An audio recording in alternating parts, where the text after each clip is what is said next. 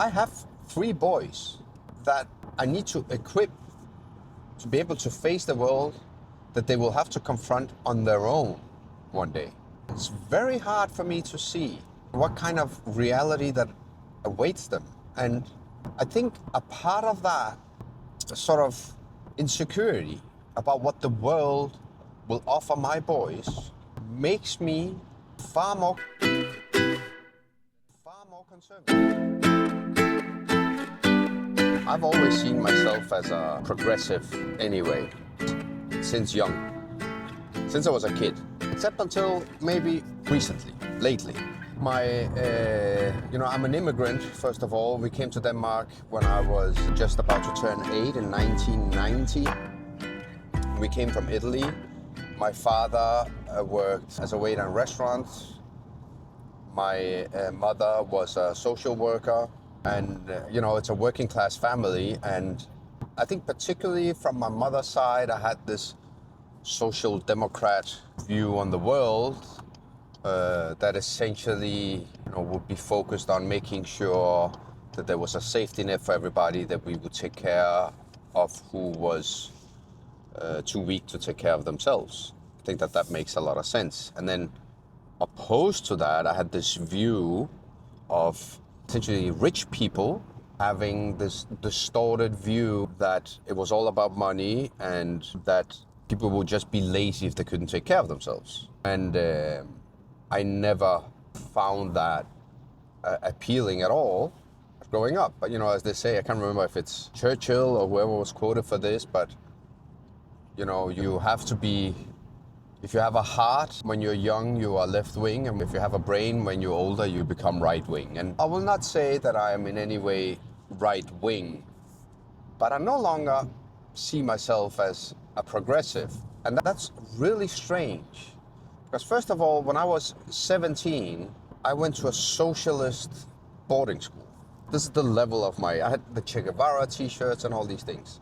When you're a teenager, you're 17 or around that age, you obviously have very little clue about what's going on and you're not that informed. But I just think that I have a basic code within me that leans very much towards an egalitarian society where everybody has access to opportunities that society can offer. But when I saw sort of ideology back then, I still had, I think, what today would be considered a very old school idea of it. Because to me, the class struggle was really something that I was fascinated about. It was about fighting. It was about struggling, but struggling to better your own situation and the situation of the people around you, I suppose. And as an immigrant, you can come to another country and you have this so-called immigrant mentality. I saw my parents just work all the time. It was all work and very little pleasure. And all this to say that the idea of being working class, of being left-wing, of being progressive in that sense, was a question of, we do work hard. That there was culturally not the divide that you find today that I think is different. It was more that even though you're left-wing and you're progressive, there's still room for masculine values that you today might consider more conservative, which I find very confusing. Because stand up for your rights and do something, determination, ambition is masculine values. Those are masculine values. But the left-wing predicament of saying we need to take care of everybody is based on feminine values about tolerance and embracing the weak. Those two things used to go very well hand in hand, and it seems like today they are split up in a way that makes it very difficult to place yourself. Now, a current example of this is something that I have followed with great curiosity, and that is the way that Joe Rogan has been understood by the general public that doesn't follow him, so to say. Now, I used to listen to a lot of Joe Rogan, not so much anymore. I don't know. My podcast habits have changed and they move on. And I found a lot of it to be very interesting, but now I found it to be a little repetitive. And The interesting part about Joe Rogan is that he's seen, because he looks culturally as right-wing. He's very masculine. He is all about ultimate fighting. He does martial arts. He does a lot of strength work. He does a lot of self-improvement. There's a lot of just fight for yourself kind of discussion about it. But he's also, at least he was, and I believe he still is, a proponent of the economic policies of Bernie Sanders, which is extremely left-wing and literally inspired from where I am in Denmark, the almost socialist government that we have here and the politics that we have here. And what's funny about that is that because he looks culturally conservative, which essentially is masculine, because he looks very masculine, people are not capable of seeing him as left-wing on some terms. And that, I think, very much defines my own confusion today, because I very much appreciate the Bernie Sanders approach to politics, and I very much enjoy masculine activities like martial arts, bow hunting, guys stuff, which has become something that is almost problematic in itself. If you feel progressive, but you are this way, you act this way, you enjoy these things, then you're almost pushed away. As in, you cannot be a progressive and think about these things or enjoy these things. And there's another layer to this, that as I went from being a young cook, I started cooking school when I was 17, and I went through the ropes and I worked through it, and I was just a nobody. And I grew through this system that allowed me in the span of 10 years to go from being working class with no particular financial support. My parents did everything they could for me, but they didn't make me rich. We were completely fine working class, I would say middle class as well. And in the span of 10 years, I managed to become my own boss. So I moved the mobility between the classes. This is so interesting that within the span of 10 years in the country I am, at the time we live in, I was capable of going from being working class to being of an owning class of the capitalist system. And this then has, the following 10 years, informed me in my relation to people and in my understanding of human nature, to the point where my politics have shifted. Now, if you don't mature, reconsider, challenge yourself in the span of when you're 17 years until you're 43, as I am today, you really have not done a lot of consideration and reflection and introspection. So of course things move, but I think the fact that I have actually seen meritocracy when it is at its best, which doesn't mean that it shouldn't be criticized, challenged, scrutinized, but I've seen it work in the best thinkable way. And I'm in Denmark, and I realize that, here things are they're different. I think they're perfect. They're not perfect, but they're as close as perfect as they possibly can be. I mean, people that complain about anything living in Denmark, you just have to realize what the hell you're saying, right? So in America, the land of opportunity, this is what we've been sold the whole time, is that you actually have opportunity. I cannot say whether you have or not, because I don't live in America and I don't want to live in America. I'm perfectly happy here.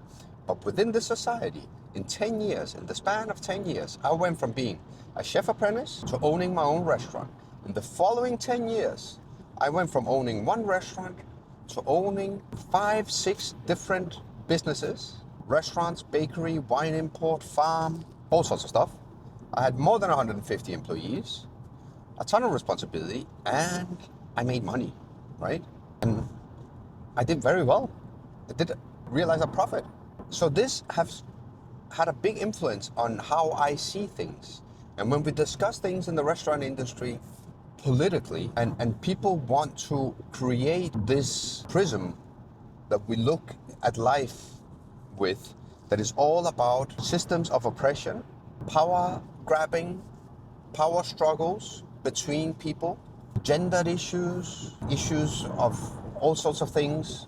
I really have a hard time making that the entire reality of this industry, because it is not at all what I have lived in the 25 years that I've been in the cooking world and in the world of restaurants. So I used to be progressive in the sense that if you look at my career, my first restaurant was what I tried to make the antithesis to the fine dining restaurant. I wanted to make a restaurant that was of high level, ambitiously, culinarily, gastronomically, but extremely egalitarian in the sense that we started off at a price point of a menu that I think in dollars would be around $40.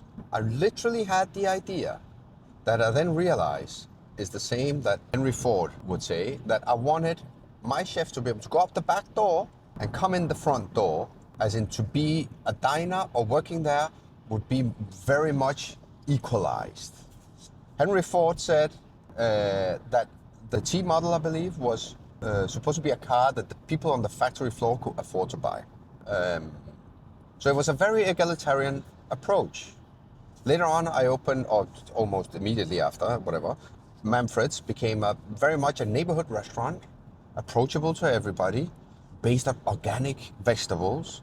It was basically a vegetable-based restaurant. It wasn't vegetarian, but you had many vegetarian options. You know, and Relæ and Manfreds both became certified organic, and Relæ was the first Michelin-starred restaurant to receive an organic certification. We became most sustainable restaurant in the world. Like, these are very progressive values. These are values based on the idea that we should take care of the world that we live in, that we have moral duties to the society around us. But what I found is that today, that has become something very different. And what I wonder is that if a person like me, that has essentially, may I say, done a lot for progressive values within organic agriculture and so on, feels pushed away from the progressive movement, this has to make you think. It makes me think, makes me reflect, because obviously this is a personal issue for me. And what it makes me think is it makes me wonder whether either more conservative values that leave some more space for masculine values are essentially the progressive values of today in 2026, or the progressive values have gone over its point of arrival. Because when you look at the difference between progressive and conservative, seeing it in the most basic way is conservatives want things to be as they used to be. Progressives want to move society forward. Where to? Is there ever a time where we arrive at a point where we say, now let's not change anymore. Let's just try and see what we have and see if we can improve it a little bit.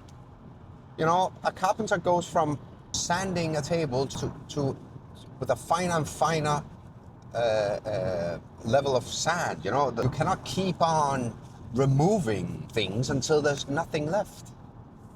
And I think that the progressive values of today have become just so damn confusing and pointless. And they are not trying, it feels like they're not trying to make our society better, but honestly, just more embittered and more resentful towards everybody. It is making you suspicious of everyone and everybody around you. If you have to look at the world as essentially only power struggles and only people fighting for power, and everybody that might ever employ you or might ever work with you, whatever, must be somehow intending to exploit you, I think it's just not a useful idea. Who's that helping? Nobody. I have 3 boys that I need to equip to be able to face the world that they will have to confront on their own one day. It's very hard for me to see what kind of reality that awaits them. And I think a part of that sort of insecurity about what the world will offer my boys makes me far more conservative than I used to.